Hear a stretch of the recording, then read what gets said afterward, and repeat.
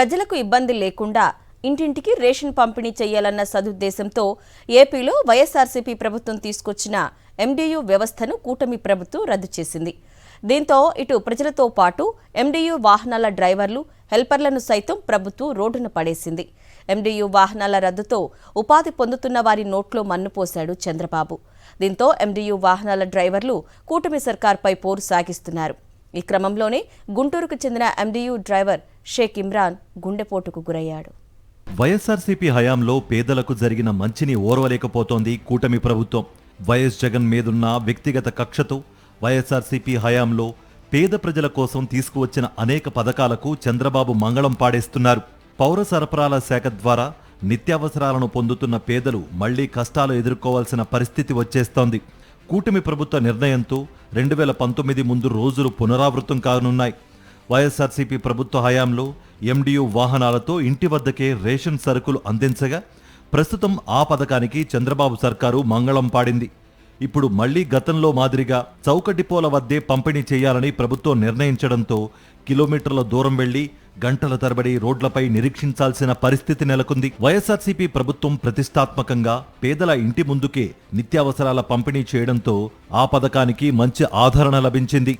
ఏ ఇబ్బంది లేకుండా ప్రతి నెల కుయ్ కుయ్ అంటూ ఉదయం 7 గంటలకే ఇంటి ముందుకు ఎండీయూ వాహనం వచ్చి సరుకులు అందించేది. ఇక ఎండీయూ సేవలు అమలు చేయబోమని పౌర సరఫరాల శాఖ మంత్రి నాదెండ్ల మనోహర్ ప్రకటించడంపై సర్వత్రా విమర్శలు వ్యక్తమవుతున్నాయి.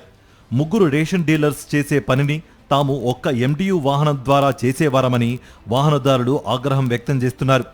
విజయవాడ వరదల సమయంలో తమ సేవలను వినియోగించుకుని తమకు రావాల్సిన కిరాయిలు సైతం ఇవ్వలేదని ఎండీయూ ఆపరేటర్లు అంటున్నారు.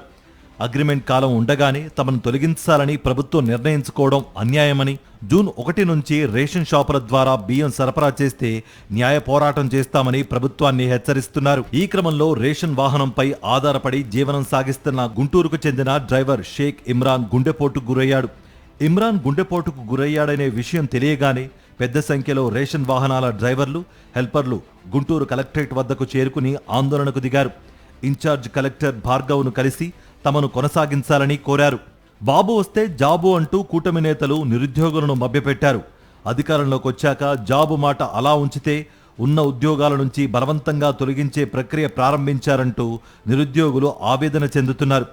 అధికారంలోకి వచ్చిన వెంటనే వాలంటీర్ వ్యవస్థను, ప్రభుత్వం మద్యం దుకాణాలను రద్దు చేయడంతో చిరుద్యోగులుగా ఉన్న వందలాది మంది రోడ్డున పడి నిరుద్యోగులుగా మిగిలారు. తాజాగా ఇంటింటికి రేషన్ వ్యవస్థ రద్దుతో ఎండీయూ ఆపరేటర్ల కుటుంబాల పరిస్థితి అగమ్య గోచరంగా మారింది. ఇప్పటికే వారికి ఉపాధి కల్పించాలని వైఎస్ఆర్సీపీతో పాటు వామపక్ష నాయకులు డిమాండ్ చేస్తున్నారు. వైఎస్ జగన్మోహన్ రెడ్డి పాలనా మార్కును తుడిచివేయాలని, ఎండీయూ వాహనాల వ్యవస్థకు స్వస్తి పలకాలని చూస్తున్న కూటమి ప్రభుత్వ తీరును వైఎస్ఆర్సీపీ నాయకులు తీవ్రంగా ఖండిస్తున్నారు. రేషన్ డోర్ డెలివరీ వద్దు, మద్యం డోర్ డెలివరీ మాత్రమే ముద్దు అన్న రీతిలో కూటమి సర్కార్ తీరు ఉందని ఏలూరు జిల్లా వైఎస్ఆర్సీపీ కాంగ్రెస్ పార్టీ అధ్యక్షులు దూలం నాగేశ్వరరావు ఎద్దేవా చేశారు. సార్, మీరు ఏదైతే ఆర్డర్ ఇచ్చారో ఈ రద్దు చేసేటువంటి ప్రక్రియలో ఉన్నట్ట ఈ ఆర్డర్ని వెనక్కి తీసుకోవాలి. వీళ్ళ జీవితాల్లో వెలుగులు నింపే విధంగా వీళ్ళకి న్యాయం చేయాలి.